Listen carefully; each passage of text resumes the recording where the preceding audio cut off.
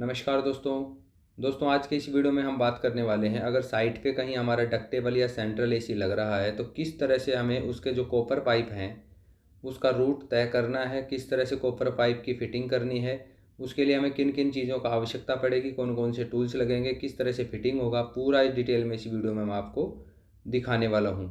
तो सबसे पहले बात कर लेते हैं हमें किन किन चीज़ों की आवश्यकता पड़ेगी। तो सबसे पहले है ये हमारी हैंगर वाली सी चैनल, इस तरह से आती है, इसमें जगह जगह पे होल होते हैं। ये 10 फीट लंबी लेंथ के अंदर आती है, आप इसको कटिंग कर सकते हैं अपनी ज़रूरत के हिसाब से।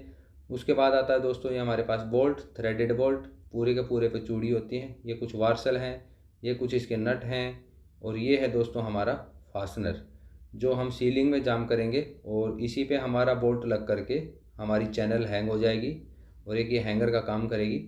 तो इसके लिए जो फास्टनर है इसके अंदर जो हमारा बोल्ट लगा हुआ है उसको हम ऐसे निकाल लेंगे, ये हमारे किसी काम का नहीं है।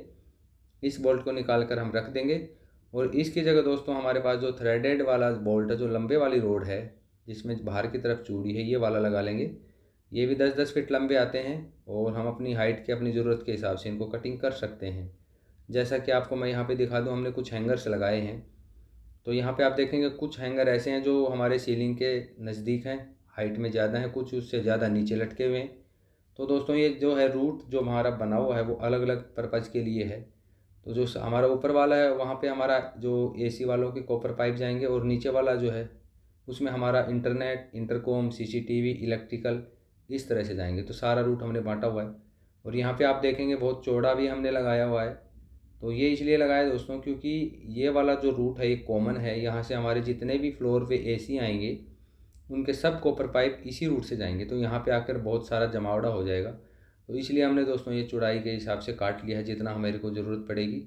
और यहाँ पे बीम में हमने स्लीव दिए, स्लीव के थ्रू हम क्रॉस करवा देंगे। तो जितनी आपकी ज़रूरत है, किस हिसाब से है, आप उस हिसाब से इनको कटिंग करके यूज कर सकते हैं। नीचे वाले नट को टाइट करके या लूज़ करके इसकी हाइट को आप कम या ज़्यादा भी कर सकते हैं। तो आपको सबसे पहले ज़रूरत देखनी कि आपकी क्या ज़रूरत है, उस हिसाब से आप इसकी साइज़ काटें। इनकी जो हैंगर है, चैनल की चौड़ाई भी आप अपनी ज़रूरत के हिसाब से काटें, और जो बोल्ट है जो आपका छत से नीचे हैंग होगा उसको आपको कितना नीचे लटकाना है वो भी आप अपनी ज़रूरत के हिसाब से करें कि आपको उसमें बिजली के पाइप लेके जाने हैं, एसी के लेके जाने हैं और कितने लेके जाने हैं। अपनी ज़रूरत के हिसाब से दोस्तों आप इसको डिसाइड करेंगे। ड्राइंग में क्या क्या रूट दिए हैं बिजली के, पानी के या एसी के, उस हिसाब से आप इसको डिवाइड करेंगे। तो ये वाली जो चैनल आती है दोस्तों, इसमें जगह जगह इस तरह से खांचे बने होते हैं। तो ये जहाँ भी फिट हो जाए हमारे नट में वहीं हम इसको कर सकते हैं। 10 फीट लंबी आती है तो इसको आप आसानी से लगा सकते हैं। और इससे पहले हम जो छत है उसमें हमने होल कर लिया और होल करके फास्टनर लगा करके हमने बोल्ट लगा लिया। बोल्ट लगाने के बाद दोस्तों वार्सल लगाएंगे एक ऊपर, चैनल से पहले आपको वार्सल ज़रूर लगाना है। और वार्सल लगा के नीचे फिर एक दूसरा वार्सल लगा के ऐसे नट कस कस देंगे, इसके अंदर टाइट कर देंगे दोनों तरफ। ऐसे टाइट करने के बाद आप देखेंगे हमारा हैंगर रेडी हो गया है। इस हैंगर की चौड़ाई, इसकी लंबाई, इसकी हाइट आप अपनी ज़रूरत के हिसाब से सिलेक्ट करेंगे। तो इस तरह से आपको हैंगर लगा लेने हैं और इन हैंगर का डिस्टेंस आपको अपनी जो पाइपिंग है बिजली की है, पानी के, उसके हिसाब से आपको रखना है। यहाँ हम कॉपर पाइपिंग कर रहे हैं तो हम इसको 4-4 फीट पे लगा लेंगे। और पहले आपको मार्किंग कर लेना छत में कहाँ से आपका रूट जा रहा है। मार्किंग करके सीधा सूते का निशान लगा कर आपको ये हैंगर करना ताकि देखने में बिल्कुल सीधा लगे और आपको देखने से पता चल जाए कि कौन सा रूट किधर जा रहा है और किस काम के लिए है। उसके बाद दोस्तों जैसे हमारे हैंगर लग जाते हैं, हम ये कॉपर पाइप जो हमारे रोल में आते हैं, कौन सी एसी के लिए कितने साइज़ का लग रहा है उसको हम सीधा करेंगे और जहाँ जहाँ बैंड है उसी वहाँ पे हम इसको बैंड कर लेंगे। और नीचे हम फ्लोरिंग में इसको प्रिपेयर कर लेंगे मेजरमेंट करके कि कितनी हमारी लंबाई दीवार है जिस पे सीधा रहेगा, कहाँ मुड़ के जा रहा है, ये सारा का सारा हम पहले नीचे कर लेंगे। और पाइप के अंदर हम ये इंसुलेशन लगा लेंगे जिस भी साइज़ का हमारा पाइप है। तो जिस भी साइज़ का दोस्तों आपका पाइप है उसमें आपको इंसुलेशन ज़रूर लगाना है, बिना इंसुलेशन का आप उसको ना छोड़ें। और जहाँ पे इंसुलेशन दोस्तों जॉइंट आ जाता है, क्योंकि ये टुकड़ों में आता है, तो जॉइंट पे आपको ब्लैक टेप ज़रूर लगाना है, इसका अलग से टेप आता है। इस तरह से दोनों जॉइंट्स को आप मिला करके इसको टेपिंग कर दें। अगर आप ऐसा नहीं करेंगे तो जब आप एसी चलाएंगे तो यहाँ से आपका मॉइस्चर आना स्टार्ट हो जाएगा। और ये हमने देखिए पूरा का पूरा तैयार कर लिया है। जहाँ हमारा बैंड है वहाँ हमने बैंड कर लिया है। ऐसे आप नीचे ही पूरा पाइपिंग तैयार कर लें। और उसके बाद हम इसको करने वाले हैंग, जहाँ हमने हैंगर लगा रखे हैं। ये पूरा का पूरा रूट हमने तैयार कर लिया है। ये हमारा टूल है पाइप को बैंड करने के लिए। इसकी मदद से हम आसानी से पाइप को बेंड कर सकते हैं ताकि हमें एल्बो वगैरह लगाने की ज़रूरत ना पड़े। तो ये हमने पूरा का पूरा नीचे इसको तैयार कर लिया है और तैयार करने के बाद इसमें हमने इंसुलेशन भी लगा ली है। और जो दोस्तों इसके 2 पॉइंट होते हैं एंड और स्टार्टिंग वाली, उस पर आप ऐसे या तो कैप लगा दें या टेप लगा दें ताकि इसके अंदर किसी तरह से कोई कीड़े या किसी तरह की कोई कचरा ना जाए। अगर ऐसा होगा तो बाद में आपका जो मशीन है दिक्कत करेगा। तो ये हमने हैंगर लगा लिए। हैंगर लगा करके आप देखेंगे इसके अंदर हमने पाइपिंग डाल लिया है। और जो हैंगर हमने लगाए दोस्तों, ये हमने लगाए 4-4 फीट पे ताकि हमारी जो पाइपिंग है कभी भी लटके ना। इस तरह से बंडल के में आती है, रोल में आती है, इसको सीधा कर लेंगे।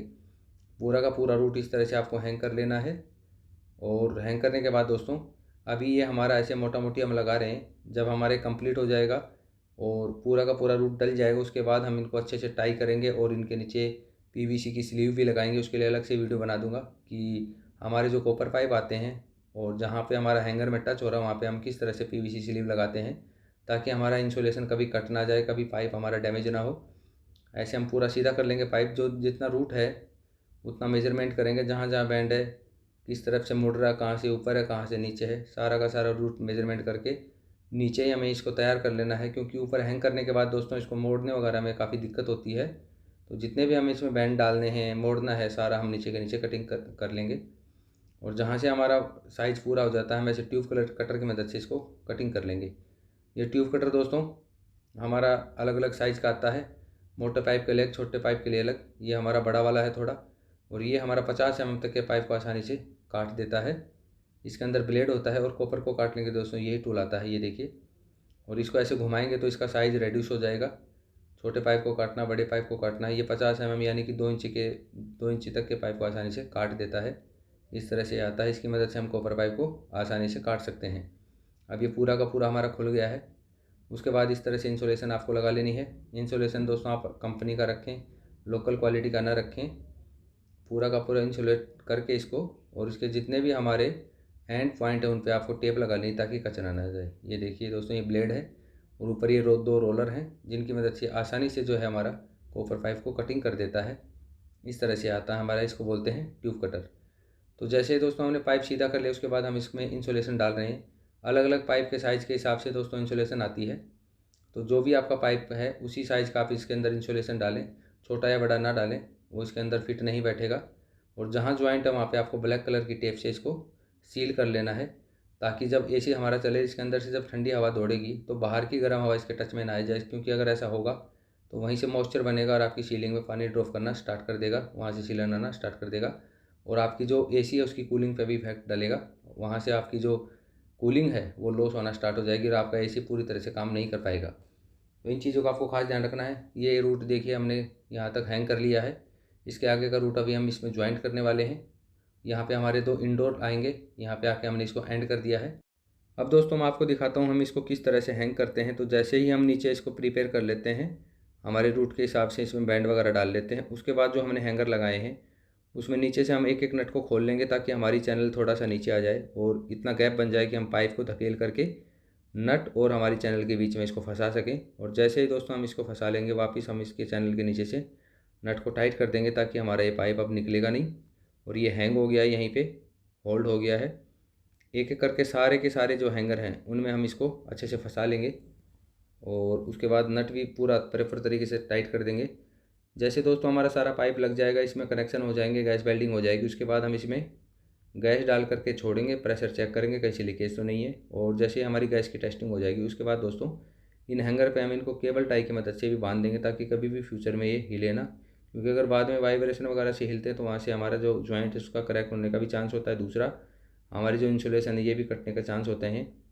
तो हम इन सब चीज़ से बचने के लिए जितने भी हैंगर हैं उस पर हम इनको केबल टाई की मदद से बांध देंगे ताकि किसी भी सिचुएशन में हमारा जो पाइप है इधर से उधर हिले ना, ये अपनी जगह पे स्टेबल रहे। तो यहाँ पे देखिए जहाँ पे हमारा दीवार मुड़ रहा है तो वहाँ पे हमने इसको पहले ही मोड़ रखा है, इंसुलेशन भी लगा रखा है। और इस तरह से पूरा का पूरा हैंगर में हमने इसको हैंग कर लिया है। तो एक तरफ से इस तरह से दोस्तों आपको भी डक्टेबल या सेंट्रल एसी होता है उसकी पाइपलाइन को इसी तरह से कंप्लीट करना है।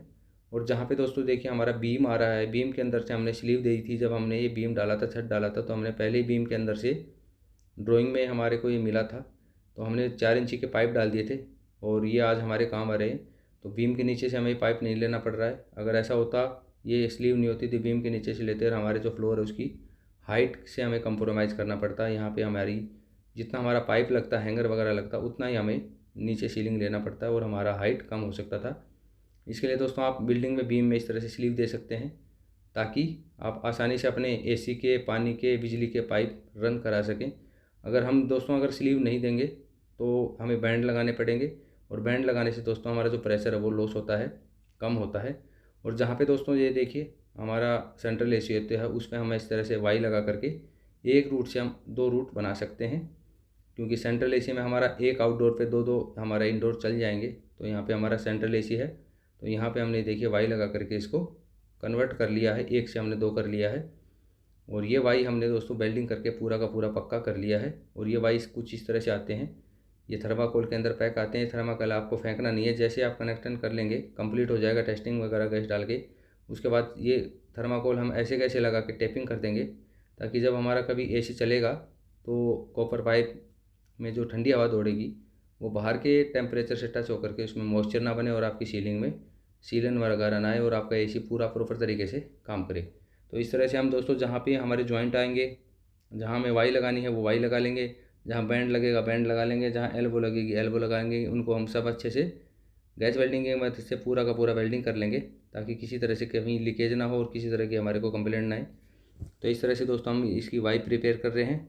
तो जैसे ही दोस्तों हमारे सारे पाइप हैंग हो जाते हैं, उसके बाद जहाँ हमारा वाई लग रहा है, जहाँ हमारा एल्बो लग रहा है, जहाँ हमारा टी लग रहा है, जहाँ हमारे पाइप कनेक्ट हो रहे हैं, उनको हम अच्छी तरह से गैस वेल्डिंग की मदद से सील कर देंगे ताकि किसी तरह की लीकेज ना हो। और जैसे हमारी सारी वेल्डिंग कंप्लीट हो जाती है उसके बाद हम दोस्तों सारी पाइप लाइन को गैस डाल करके चेक करेंगे, टेस्ट करेंगे कहीं से लीकेज तो नहीं है। अगर कोई लीकेज नहीं मिलती है तो जहाँ वाई है, वाई पे जो हमारा थर्माकोल आया था जिसमें पैक आई थी वो लगा करके टेपिंग कर देंगे और बाकी लाइन में हम इसमें इंसुलेशन लगा कर पैक कर देंगे ताकि जब हमारा एसी चले तो इसमें मॉइस्चर ना आए। तो इस तरह से दोस्तों हमारा जो डक्टेबल या सेंट्रल एसी है तो उसका हमें कॉपर पाइपिंग करना है। अगर दोस्तों आपको वीडियो अच्छा लगे तो प्लीज़ इसको लाइक शेयर कीजिएगा। चैनल पर पहली बार आए हैं तो इस चैनल को सब्सक्राइब भी कर लीजिएगा, क्योंकि इस चैनल पर सिविल और इंटीरियर से जुड़े नए नए वीडियोज़ आते रहते हैं। अगर आपके मन में कोई सवाल है, आप कुछ पूछना चाहते हैं तो आप मेरे को कमेंट कर सकते हैं। जल्द मिलेंगे दोस्तों किसी नई वीडियो में, तब तक जय हिंद।